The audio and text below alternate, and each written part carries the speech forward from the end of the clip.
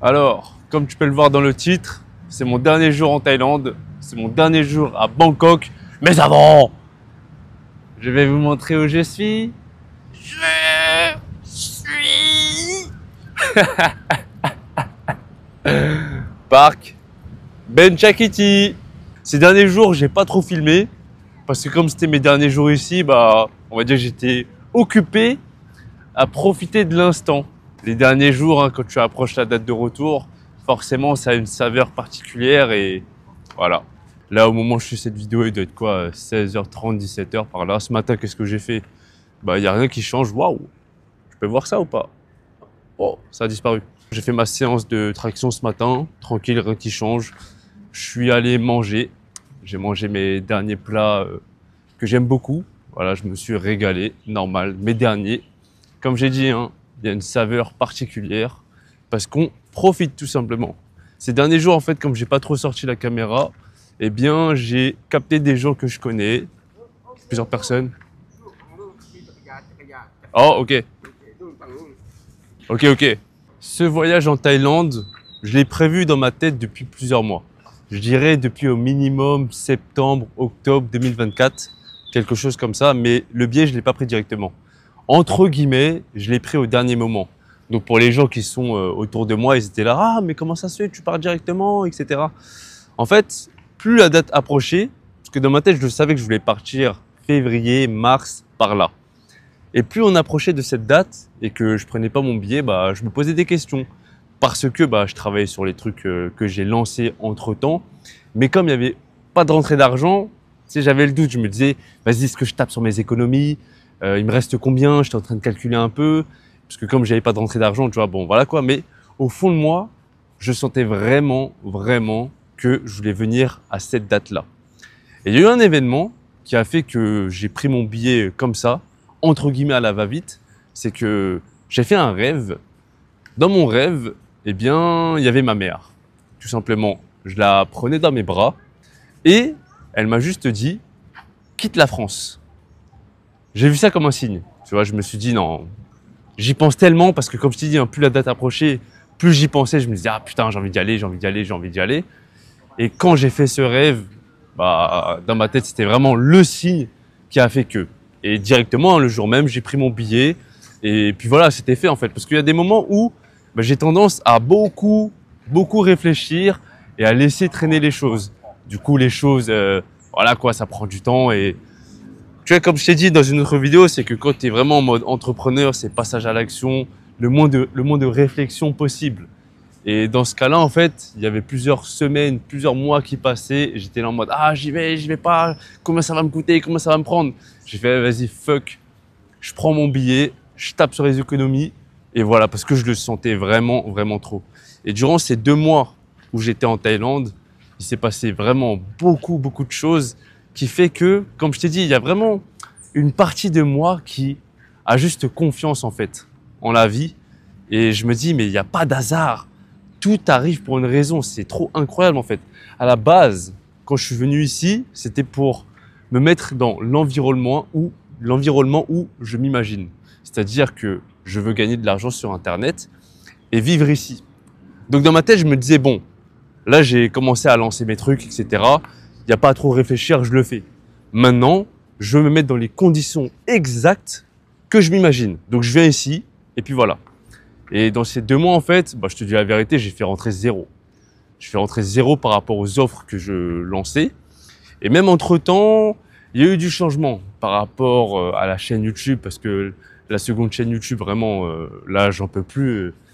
J'en peux vraiment plus. Énergétiquement, au niveau vibratoire, je me sens vraiment plus aligné.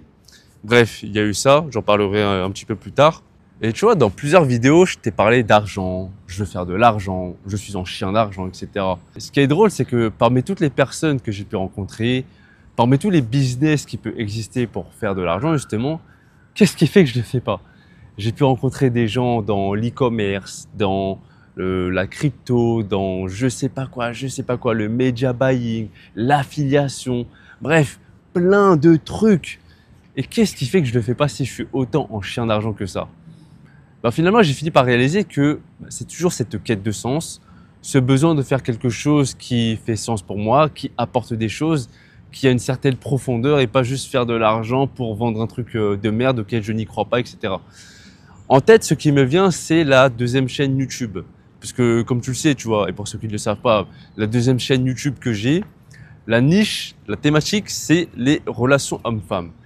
Le truc, c'est que cette niche me prend la tête aujourd'hui. Vraiment, je n'en peux plus. Et aussi, il y a une grande partie par rapport aux gens qui regardent ce type de vidéos.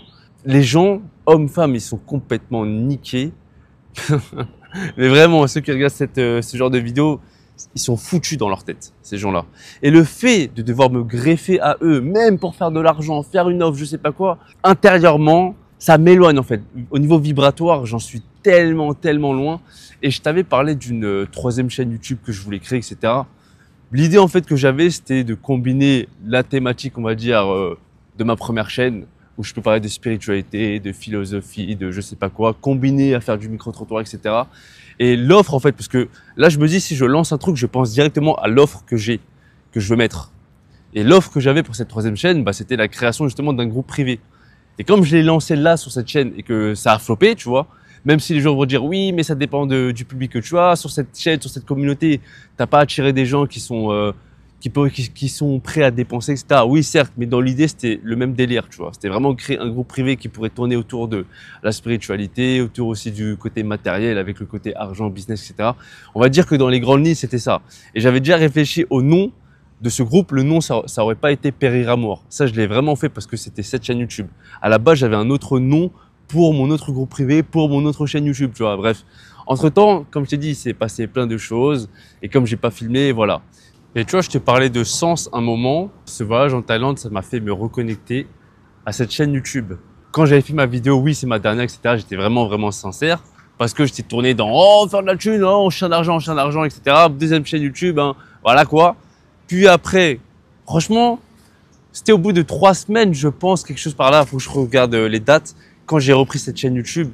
Et je te dis la vérité, ça a complètement changé la suite de ce voyage. Je ne sais pas qu'est-ce que ça aurait donné si je n'avais pas repris cette chaîne YouTube. Vraiment, parce que les vidéos que j'ai fait, tu as pu le voir, hein, comment je m'étais lâché, comment je m'étais libéré. Et parce que intérieurement, vraiment, ça m'avait fait quelque chose. J'étais vraiment sous tension. J'étais vraiment, on va dire, je pourrais pas te dire comment, mais dans ma tête, j'étais pas bien, j'étais tendu, j'étais stressé, j'étais désorienté.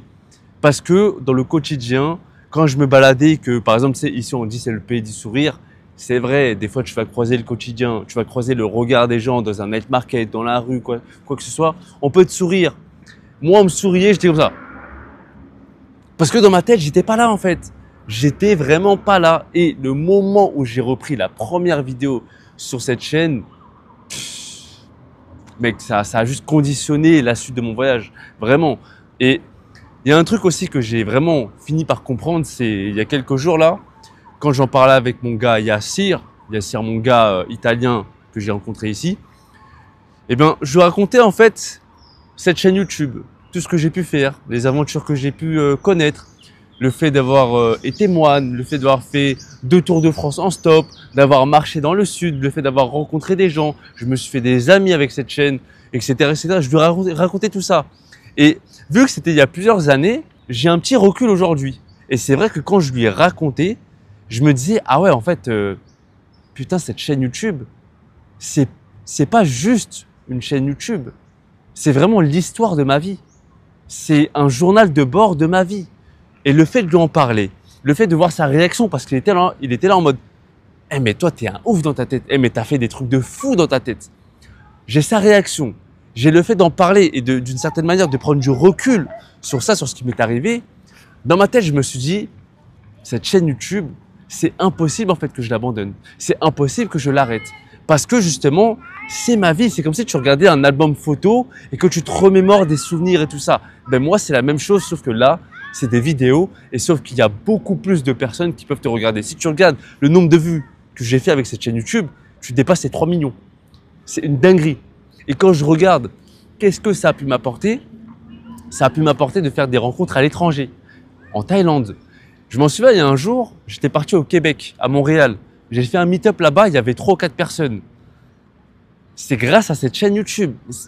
quand je te dis en fait, dans ce que je fais, j'ai besoin de sens, j'ai besoin que ça ait une portée, une profondeur, une signification et que c'est pas juste moi, il faut que ça connecte aussi les gens.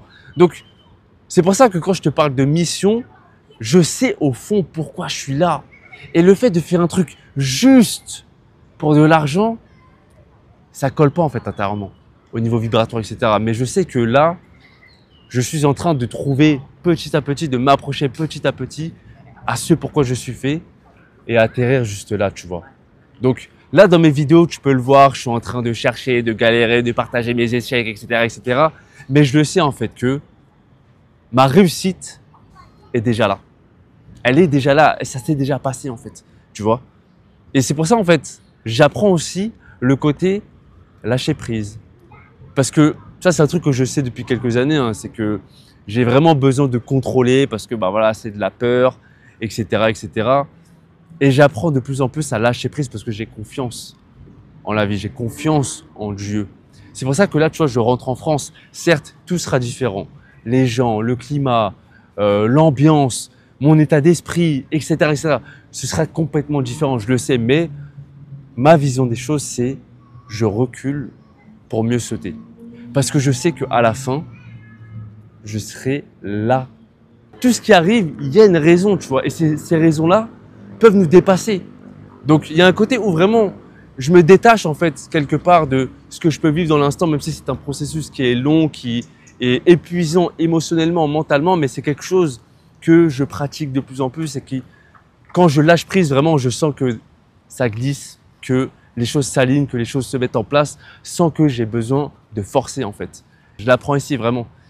Et ce sera aussi à moi de maintenir cette fréquence quand je serai en France. Parce que c'est une chose de dire les choses là, maintenant, quand je suis dans les conditions, on va dire, adéquates. Mais le vrai test, c'est quand il se passe des choses autour, tu vois, le fait de revenir en France, etc. Et que je serai éloigné de tout ça, de comment je suis dedans. Comment je maintiens cette énergie. Comment je maintiens cette vibration. Comment je maintiens cette fréquence.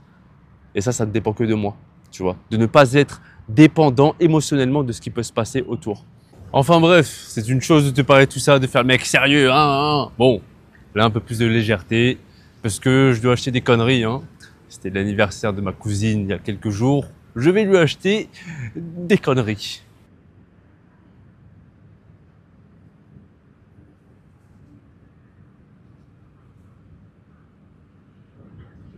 Bon bah me voilà, à l'aéroport. Je me suis vu en fait comment je me sentais le premier jour, et là comment je me sens le deuxième jour. Le dernier jour, ça n'a rien à voir. Quand j'étais dans le taxi, hein, le premier jour où j'étais arrivé, j'étais pas encore en mode excitation, oh je suis en Thaïlande, enfin, etc. Tu vois, parce que je m'étais mis beaucoup de pression par rapport au projet que j'avais avec là sur une chaîne YouTube, parce que je comptais vraiment sur cette chaîne pour friquer. Je m'imaginais déjà faire des appels de vente, faire des ventes, faire rentrer de l'argent en étant ici. Tu vois, je me faisais des délires en fait, et comme c'était pas le cas, comme je passais beaucoup d'attentes, comme j'étais sous tension, j'étais vraiment pas du tout dans le détachement. Comme je t'ai dit en fait, je n'appréciais pas ce que je vivais. Je ne vivais pas l'instant présent, j'étais toujours dans le futur, j'étais jamais là, j'étais pas bien, tu vois. Et là, c'est le dernier jour, je me sens beaucoup plus dans le lâcher prise. Après, comme je t'ai dit, hein, c'est un état à maintenir et il y a une grande différence entre ces deux moments. Ça n'a rien à voir. Même si là, je rentre en France, je me dis, bon, bah, c'est juste une étape en fait, c'est comme ça. Vraiment, l'état d'esprit n'a rien à voir. Vraiment pas. C'est trop de dinguerie. Là, je vais prendre mon vol d'ici une petite heure. Puis c'est comme ça, tu vois. Hello. Hello. Where are you from? Israel. Israel. Really? Politique ou... Bon, moi, j'y connais rien, je m'en bats les couilles. Enfin, bref. Ok, là, je suis en Arabie Saoudite. En fait, je t'ai menti, hein, je rentre pas en France. Là, je vais à la Mecque. Je vais faire mon Hajj. Et oui, salam alaikum. Hein? Ah, vas-y, faut pas que je parle trop fort de ça, sinon je vais me faire couper la tête. Enfin, bref. Pendant que j'étais dans le vol, là, entre Bangkok et... Là, je crois que je suis à Djema, Dema, je sais pas c'est quoi le nom de la ville. J'entendais parler français. Et j'avoue, ça m'a fait un truc. Je me suis dit, ah, c'est la fin. Officiellement, je reviens en France. Enfin bref, c'est normal, hein, c'est le début. Vraiment, quand je quitte l'Asie, quand je quitte la Thaïlande, je me sens vraiment séparé d'une partie de moi-même. Mais vraiment, J'ai un sentiment intérieur. C'est très étrange en fait que ça puisse autant changer quand on est dans un endroit et dans un autre. Pour moi, tout est vibratoire tout simplement. Vraiment, je sens que j'ai un lien spécial avec la Thaïlande. Même quand je suis en France par exemple et que j'écoute des musiques thaï, et ça me transporte. Dis-toi même quand je suis à la salle, ça peut m'arriver d'écouter des musiques thaï. Il y a des gens, ils sont là, ils vont écouter des musiques de motivation, du rap ou je sais pas quoi. Moi, j'écoute des musiques thaï et je fais mes tractions. Quand je te dis, je sais que c'est dans cette terre que j'appartiens, bah, ce voyage de 2 mois, ça me l'a confirmé. Je sais à 100% que tout ce qui va se passer dans ma vie, en fait, c'est dans cet objectif-là et que dans ma réalité, c'est sûr que j'y habite. Sûr et certain. Mais bon, après, l'humain s'habitue à tout. Là, je vais rentrer en France. Quelques semaines vont passer, je vais m'y habituer. L'année dernière, ça m'a fait la même chose. Quand je venais de rentrer et que j'étais parti à Toulouse, donc j'avais changé d'air, j'étais pas à Paris, j'étais hors de la cité, etc. Mais quand même, ça m'avait fait un truc. Parce que certes, je suis à Toulouse, c'est une ville que j'aime, mais au fond, je me disais, ah putain, la Thaïlande me manque, la Thaïlande me manque. Là, bon, je vais rentrer à Paris, je vais taffer, etc. Ce sera une autre ambiance. Mais je sais encore une fois que c'est temporaire tout ça, tu vois. Ces derniers jours, quand j'étais encore en Thaïlande, plusieurs fois, je me rappelais, peu importe ce que je faisais, hein, que je prenais un Grab, que je parlais avec des gens, que j'allais dans un parc, que je mange quelque chose, je me disais, profite, c'est la fin, c'est la dernière fois, pour l'instant, parce que tout est temporaire. Je le rappelle, je vais y retourner, sûr. Pour moi, la vie, c'est vraiment un jeu vidéo, c'est vraiment un film, c'est vraiment un manga et je suis mon personnage principal. Donc, tu vois, là, je fais le montage. Dans mon cas, en fait, vu que j'ai documenté ma vie pendant 9 ans, mais je sais que chaque année a toujours été différente. Je ne répète pas les mêmes choses parce que je fais toujours des nouvelles choses. Et même si je fais la même chose, dans le sens où si je voyage au même endroit, eh bien, je ne vais pas pareil, je ne reviens pas pareil. Beaucoup de changements. Bref, en France, je n'aurais pas le même esprit créatif. Je ne ferais pas autant de vidéos, tu vois, parce que quand je suis là-bas, vraiment, je suis dans un environnement où j'ai envie de créer, où je me sens dans cette envie de partager. Je suis dans une ambiance différente, dans un état d'esprit différent. Donc, je t'imagine bien qu'en France, ce sera différent. Je ne vais pas faire de vlog à Châtelet. Enfin bref, à la prochaine. Les aventures continuent hein, pour ma part. Comme je t'ai dit, hein, je suis dans mon manga et j'évolue à chaque saison. Toujours des nouveaux pouvoirs, toujours des nouveaux jutsu. Bref, merci de m'avoir écouté. À la prochaine. D'ici la paix, rire, amour.